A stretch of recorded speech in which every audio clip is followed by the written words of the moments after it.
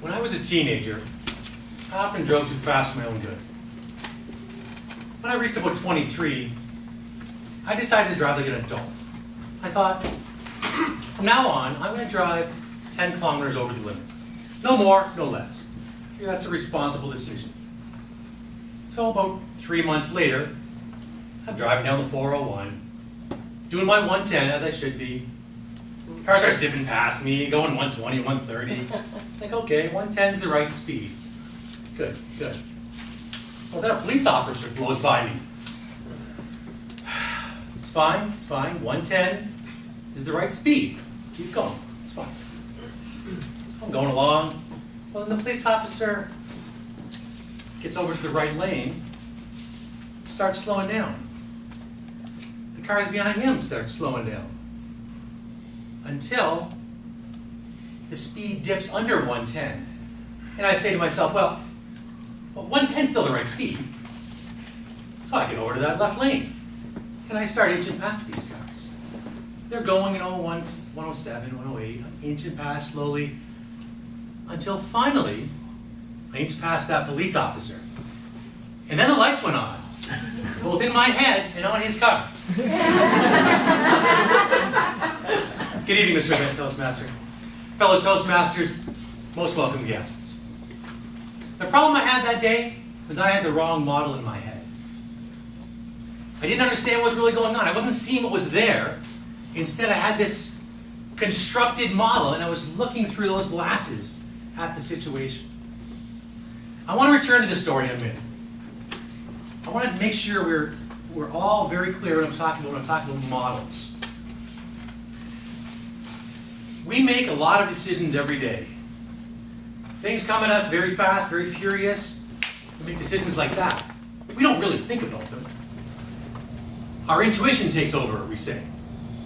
Well, our intuition is simply taking old situations, seeing how this situation matches the old one, new conclusion, same as the old conclusion. Simple. For example, the first time I went to Toronto, got on a subway. I wasn't surprised. I didn't expect people to be talking to each other. Oh no. I'd been on a bus before.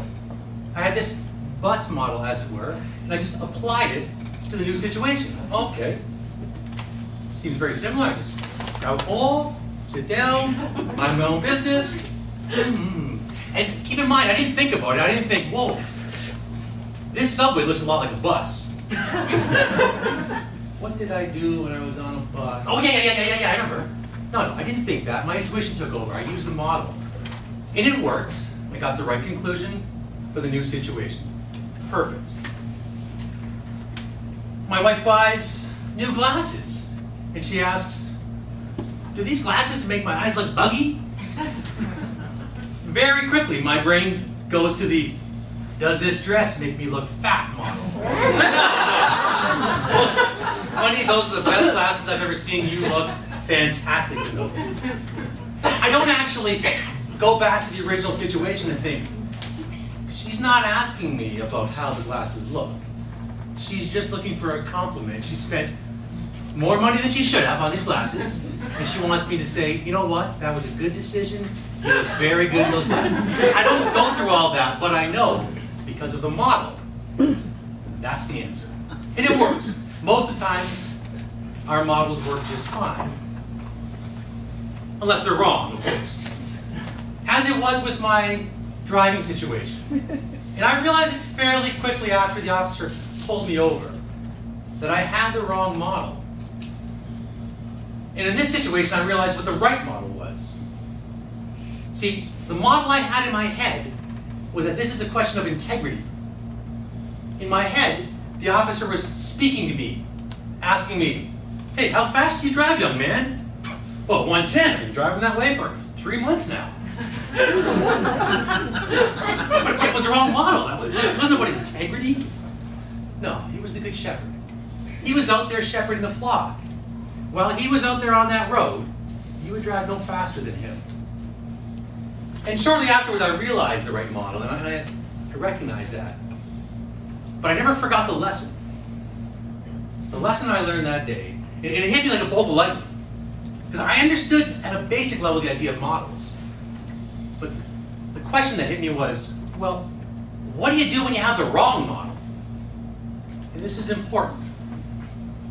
When you have the wrong model, you have to be able to bend the model. When you have a situation and you have a model and they don't quite fit, well, you've got to grab a new model. You've got to grab one that does fit. Once you have that new model, it works fantastically. And maybe you can't find the right model. Maybe you're all thumbs. Well, then you have to examine the situation for its own merits, which in essence is making a new model. Once you have this new situation, you've figured it out, well, you're going to go back to that again. You're going to say, oh, it was like that situation there. And you're going to use that again. So you're always either using models or making new ones, if you're careful. I'm a teacher. I teach high school students. And I see students, they're brilliant, but they don't have a life experience. So sometimes they will use the wrong models, and I see this happen. Recently I saw a situation where there was a debate team being made. Now my debate teams happen in teams of 2 or teams of 4. And on one team, the girl said, oh, will your team of 2 be our partner for the team of 4? That's great. And something happened, and it turns out they didn't want to be partners after all. This girl got very, very offended.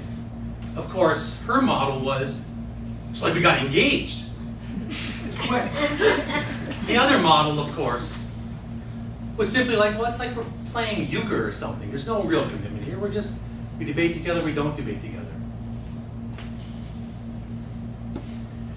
In film or theater, we talk about this fourth wall. I challenge you tonight to break this fourth wall. But the fourth wall to your brain. When things don't work, break that fourth wall. Analyze what's going on up there. What models are you using? And how could they change? Thank you.